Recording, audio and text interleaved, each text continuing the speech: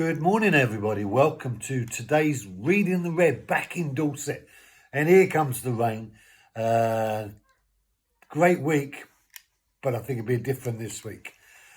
Mark chapter 4, and today we're looking at verse 40. And he said to them, "Why are you afraid? Do you still have no faith? Why are you afraid? Do you still have no faith?" He had just calmed the sea and quietened the wind with the words, "Hush, be still." And they were astonished. And he says to them, "Are you still afraid? Where is your faith?" This faith in me, Jesus is saying. This faith that enables you to see that I can speak to the wind and the wave, that I have been given authority to change situations and circumstances. You know, we need to learn to do what God has shown us to do in the way Jesus showed us to do it. And Jesus solved problems by speaking to the problems, the solutions. He didn't pray about it. He spoke the solution to the problem. The wind was making a racket and he said, "Be quiet." And the storm was all over the place.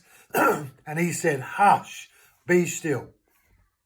When we learn to speak with the authority to bring a solution to the problems, we are moving in the faith of God.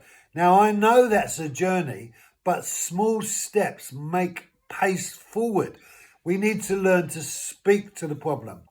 You today, as you face situations in life, speak to your problems. In effect, when you face a difficulty, don't moan about it. Don't cry about it. Just speak to it.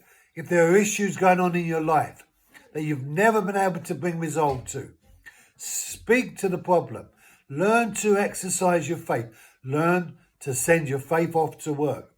Jesus did it. He said in verse 40, he said, just listen again, he said, "Do you still have no faith?"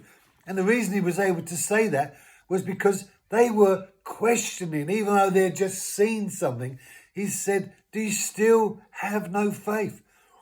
When will the world see Christians proactive in demonstrating their victory as children of God in the world, that the world would see the good works of our Father in heaven and glorify God? When are we going to start becoming proactive? You might say, "Well, what about if it doesn't work?" Hey, if you go on this journey, it will work, because God has brought us into victory, and faith brings us the blessings that God has brought us into. But without faith, released, sent off to work, there can be no victory. And that's why we can't please God. God delights when we speak in his name to problems. Have a great day solving problems. I'll see you tomorrow.